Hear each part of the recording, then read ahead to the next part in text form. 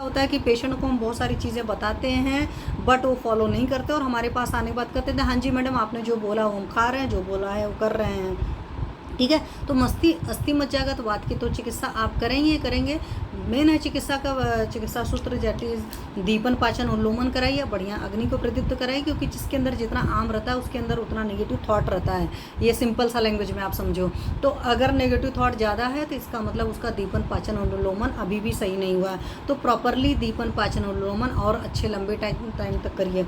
अपने दिमाग में ये मत रखिए कि वो जो कुछ संहिता में लिखा है ना 3 दिन में हो जाता है दीपन पाचन, 5 दिन में होता है, 7 दिन में होता है। तो मैं आपको बता दूं पुराने जो भी वैद्य रहते थे वो 2-2, 3-3, 4-4 महीने, 6-6 महीने, यहाँ तक कि कुछ मरीजों के केस में 1.5-1.5, 2-2 साल वो पाचनगत विकृति को ठीक करने में अपना समय लगा देते थे। तो एक तो बात ये रखी कि दीपन पाचन अनुलोमन का लंबा वक्त होगा।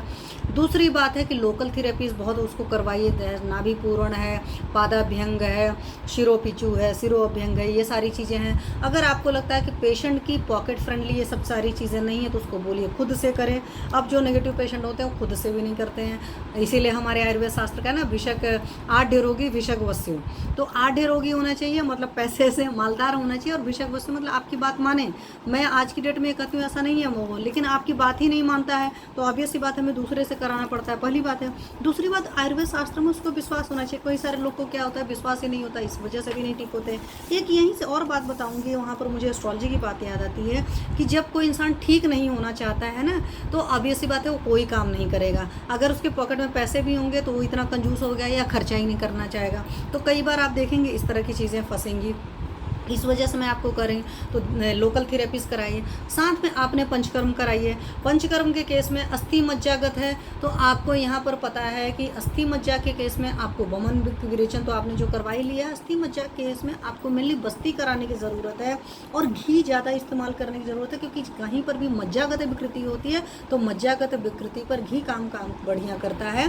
तो आप मात्रा बस्ती के रूप में आपको मेडिकेटेड घी से बस्ती दीजिए, और साथ में आप उसकी बीमारी अस्थि मज्जागत जो पाचक है कषाय दे रखे हैं उस कषायों से घृत सिद्ध करके आप मात्रा बस्ती दीजिए।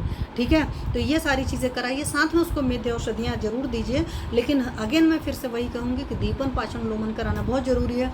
अगर आपको लगता है कि नहीं मैं सब कुछ करके हार चुकी हूँ और मरीज तब पर भी नहीं ठीक हो रहा, कुलदीप कौर जी नमस्ते, मैं भाभी जी, तो वो सारी चीज़ों के बाद मैं फिर यही कहूँगी कि आपको क्या फिर उस केस में पेशेंट की कुंडली ज़रूर देखनी चाहिए, क्योंकि कई बार क्या होता है कुछ मरीज़ ठीक नहीं होने वाले होते हैं तो वहाँ पर ही मैं कुंडली देखती हूँ।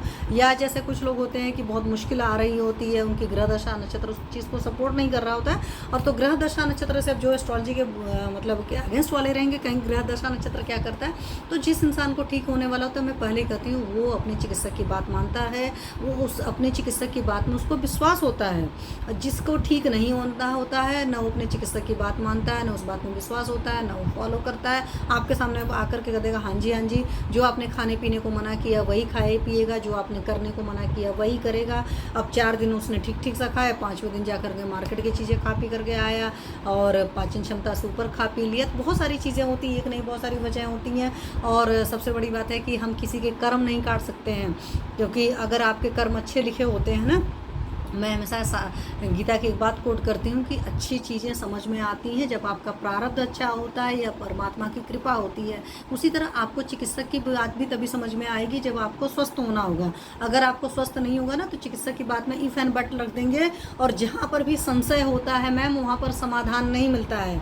इसलिए हमेशा मैं कहती हूँ कि अपने पेशेंट के फेस को रीड करना देखिए।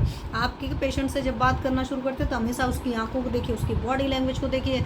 बॉडी लैंग्वेज बहुत ज़्यादा एकदम क्रिस्टल क्लियर बताती है कि चीज़ें सही हैं कि नहीं सही हैं। ठीक है, कह सकते हैं ना action speaks louder than words, तो उसके एक्शंस को देखिए। और कई बार क्या कहते हैं ना, आप चाहे जितना इंसान बचना चाहे उसकी आंखें बताती हैं अगर आपको पढ़ने का होता है। इसलिए अपने पेशेंट को हमेशा बहुत ध्यान से उसके चेहरे को देखिए।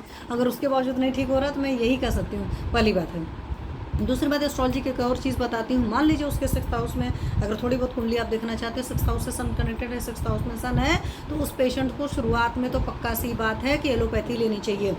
या आयुर्वेद में लेना है तो बहुत ही जो कहते हैं नामी गिरामी वैद्य होता है उससे ट्रीटमेंट लेना चाहिए, क्योंकि सन जो होता है फेम का कारक होता है, तो जिसका फेम बहुत बढ़िया रहेगा उससे ही ये पेशेंट ठीक होगा।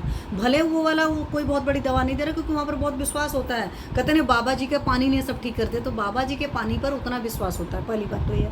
दूसरी एक चीज़ और बताऊँ, क्योंकि मैं बहुत सारी चीज़ें करती हूँ, बहुत सारी चीज़ें मतलब मैं ऐसी जगह भी जाती हूँ जहाँ पर कहते हैं धर्म के सत्संग की, तो वाकई जब हम तक आप बच्चे होते हैं, आप किए नहीं होते, आपको कुछ नहीं पता होता है, लेकिन जब आप करते हो तो आपको समझ में आता है कि ऐसा होता है कि वहाँ पर जाकर एक अलग तरह का ऑरा क्लीनिंग होता है, तो वो चीज़ें भी होता है। सत्वावजय चिकित्सा और दिव्योपाश्रय चिकित्सा केवल आप प्रैक्टिस करती हैं, और किसी को देखा नहीं मैंने करते हुए प्रैक्टिस। सीखें कैसे?